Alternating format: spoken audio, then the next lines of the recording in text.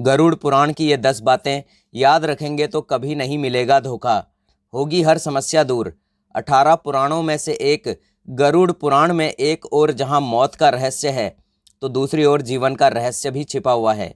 गरुड़ पुराण में मृत्यु के पहले और बाद की स्थिति के बारे में बताया गया है। गरुड़ पुराण से हमें कई तरह की शिक्षाएं मिलती हैं। पहला, भगवान गरुड़ और श्री हरि विष्णु का संवाद। एक बार गरुड़ ने भगवान विष्णु से प्राणियों की मृत्यु, यमलोक, यात्रा, नरक योनियों तथा सदगति के बारे में अनेक गूढ़ और रहस्य युक्त प्रश्न पूछे। उन्हीं प्रश्नों का भगवान विष्णु ने सविस्तार उत्तर दिया। इन प्रश्न और उत्तर की माला से ही गरुड़ पुराण निर्मित हुआ। गरुड़ पुराण में 19,000 श्लोक कहे जाते हैं, किंतु वर्तमान समय में कुल 7,000 श्लोक ही उपलब्ध हैं। गरुड़ पुराण में ज्ञान, धर्म, नीति, रहस्य, व्यवहारिक जीवन, आत्म, स्वर्ग, नर्क और अन्य लोकों का वर्णन मिलता है। दूसरा, गरुड़ पुराण में क्या है? गरुड़ पुराण में व्यक्ति के कर्मों के आधार पर दंड स्वरूप मिलने वाले विभिन्न नरकों के बारे में बताया गया है। गरुड़ पुराण के अनुसार कौन सी चीज़ें व्यक्ति को सदगति की ओर ले जाती हैं, इस बात का उत्तर भगवान विष्णु ने दिया है। गरुड़ पुराण में हमारे जीवन को लेकर कई गहरी बातें बताई गई हैं, जिनके बारे में व्यक्ति को ज़रूर सुनना चाहिए और बिल्कुल ये सारी चीज़ें जाननी चाहिए। आत्मज्ञान का विवेचन ही गरुड़ पुराण का मुख्य विषय है। इसमें भक्ति, ज्ञान, वैराग्य, सदाचार, निष्काम कर्म की महिमा के साथ यज्ञ, दान, तप, तीर्थ आदि शुभ कर्मों में सर्व साधारण को प्रवृत्त करने के लिए अनेक लौकिक और पारलौकिक फलों का वर्णन किया गया है। इसके अतिरिक्त इसमें आयुर्वेद, नीतिसार आदि विषयों के वर्णन के साथ मृत जीव के अंतिम समय में किए जाने वाले कृत्यों का विस्तार से निरूपण किया गया है। तीसरा, जब कोई दिवंगत होता है तभी सुनते हैं गरुड़ पुराण। गरुड़ पुराण तभी सुना जाता है जबकि किसी के घर में किसी की मृत्यु हो गई हो, श्राद्ध पक्ष में श्राद्ध कर्म करना हो या गया आदि में पितृ विसर्जन करना हो। घर में 13 दिनों तक गरुड़ पुराण का पाठ या गीता का पाठ किया जाना जरूरी माना जाता है। जब मृत्यु के उपरांत गरुड़ पुराण का पाठ होता है तो इस बहाने मृतक के परिजन ये जान लेते हैं कि बुराई क्या है और सदगति किस तरह के कर्मों से मिलती है, ताकि मृतक और उसके परिजन दोनों ही ये भली भांति जान ले कि उच्च लोक की यात्रा करने के लिए कौन से कर्म करना चाहिए। गरुड़ पुराण में हमें सत्कर्मों के लिए प्रेरित करता है। सत्कर्म से ही सदगति और मुक्ति मिलती है। चौथा, क्यों सुनते हैं गरुड़ पुराण का पाठ? हिंदू धर्म के अनुसार जब किसी के घर में किसी की मौत हो जाती है तो 13 दिन तक गरुड़ पुराण का पाठ रखा जाता है। शास्त्रों के अनुसार कोई आत्मा तत्काल ही दूसरा जन्म धारण कर लेती है। किसी को 3 दिन लगते हैं, किसी को 10 से 13 दिन लगते हैं और किसी को 1.25 माह लगते हैं। लेकिन जिसकी स्मृति पक्की, मोह गहरा या अकाल मृत्यु मरा है तो उसे दूसरा जन्म लेने के लिए कम से कम 1 वर्ष लगता है। तीसरे वर्ष गया में उसका अंतिम तर्पण किया जाता है। 13 दिनों तक मृतक अपनों के बीच ही रहता है। इस दौरान गरुड़ पुराण का पाठ रखने से ये स्वर्ग, नरक गति, सदगति, अधोगति, दुर्गति आदि तरह की गतियों के बारे में जान लेता है। आगे की यात्रा में उसे किन किन बातों का सामना करना पड़ेगा, कौन से लोक में उसका गमन हो सकता है, ये सभी वो गरुड़ पुराण सुनकर जान लेता है।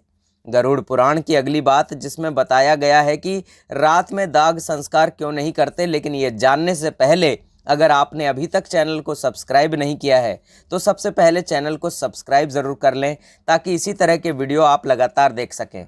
तो चलिए जानते हैं आखिर क्यों नहीं करते हैं रात में दाह संस्कार। गरुड़ पुराण के अनुसार यदि मृत्यु सूर्यास्त के बाद हुई है तो शव को जलाया नहीं जाता है। इस दौरान शव को रात भर घर में ही रखा जाता है और किसी न किसी को उसके पास रहना होता है। उसका दाह संस्कार अगले दिन किया जाता है। यदि रात में ही शव को जला दिया जाता है तो इससे व्यक्ति को अधोगति प्राप्त होती है और उसे मुक्ति नहीं मिलती है। ऐसी आत्मा असुर, दानव अथवा पिशाच की योनि में जन्म लेते हैं। छठा, गरुड़ पुराण के अनुसार घर में गंदगी रखना या गंदे कपड़े पहनना एक ही बात है। इससे माता लक्ष्मी नाराज हो जाती हैं। घर में साफ सफाई का नहीं होना गंदे आदमी की निशानी है। इसी तरह अहंकार से बुद्धि भ्रष्ट हो जाती है। लोग साथ छोड़ देते हैं और आदमी खुद को अकेला पाता है। दौलत, बंगला, महंगी गाड़ी, भूमि आदि सभी कोई काम नहीं आने वाली है। सूर्योदय के बाद देर तक सोते रहना गलत है, क्योंकि इससे माता लक्ष्मी ही नाराज नहीं होती हैं बल्कि शनिदेव भी नाराज हो जाते हैं। यदि कोई व्यक्ति मेहनत करने से बचता है तो वो कामचोर है। सौंपे गए कामों को ठीक से पूर्ण नहीं करता है तो माता लक्ष्मी रुष्ट हो जाती हैं। इसके साथ ही दूसरों के कार्यों में कमी निकालना भी जीवन को खराब कर देता है। किसी गरीब, असहाय, मजबूर, अबला, विधवा आदि का शोषण करके उसका हक छीनने वाला जल्द ही कंगाल होकर बर्बाद हो जाता है। ऐसे लालची व्यक्ति का कोई साथी नहीं होता है। लक्ष्मी माँ ऐसे लोगों के घर ज़्यादा दिन नहीं रहती है। 7वां, हिंदू धर्म में गाय को सबसे पवित्र प्राणी माना गया है। गरुड़ पुराण के अनुसार मरने के बाद वैतरणी नदी को पार कराने वाली गाय ही होती है। गरुड़ पुराण के मुताबिक गाय के दूध को देखने मात्र से ही कई पूजा पाठ, यज्ञ, अनुष्ठान करने के समान पुण्य प्राप्त होता है। गरुड़ पुराण के अनुसार गौशाला देखने से भी शुभ फल की प्राप्ति होती है। 8वां, गरुड़ पुराण के अनुसार हमें कुछ लोगों के हाथों का बना भोजन नहीं करना चाहिए और ना ही उनसे किसी भी प्रकार का संबंध रखना चाहिए, क्योंकि उनके हाथ का बना भोजन करने से हमें उसके पापों का दोष लगता है, जिसका परिणाम अच्छा नहीं होता है। जैसे हिंजड़े, चरित्रहीन महिला, नशे का व्यापारी, अपराधी, निर्दयी, ब्याजखोर, अस्वस्थ व्यक्ति, रजस्वला महिला, अधर्मी आदि। 9वां, गरुड़ पुराण के अनुसार कितना ही कठिन से कठिन सवाल हो, ज्ञान हो, विद्या हो या याद रखने की कोई बात हो, वो अभ्यास से ही संरक्षित रखी जा सकती है। अभ्यास करते रहने से व्यक्ति उक्त ज्ञान में पारंगत तो होता ही है, साथ ही वह उसे कभी भूलता भी नहीं है। अभ्यास के बगैर विद्या नष्ट हो जाती है। यदि ज्ञान या विद्या का समय समय पर अभ्यास नहीं करेंगे तो वो भूल जाएंगे। गरुड़ पुराण के अनुसार माना जाता है कि जो भी हम पढ़ें उसका हमें हमेशा एक बार अभ्यास करना चाहिए, जिससे कि वह ज्ञान हमारे मस्तिष्क में अच्छे से जम जाए। 10वां, गरुड़ पुराण के अनुसार संतुलित भोजन करने से ही निरोगी काया प्राप्त होती है। भोजन से ही व्यक्ति सेहत प्राप्त करता है और भोजन से ही वह रोगी हो जाता है। भोजन ही हमारे शरीर का मुख्य स्रोत है। हमें हमेशा आधी से ज़्यादा बीमारी इसी वजह से होती है कि हम असंतुलित खान पान लेते हैं, जिसके कारण हमारा पाचन तंत्र ठीक से काम नहीं करता है।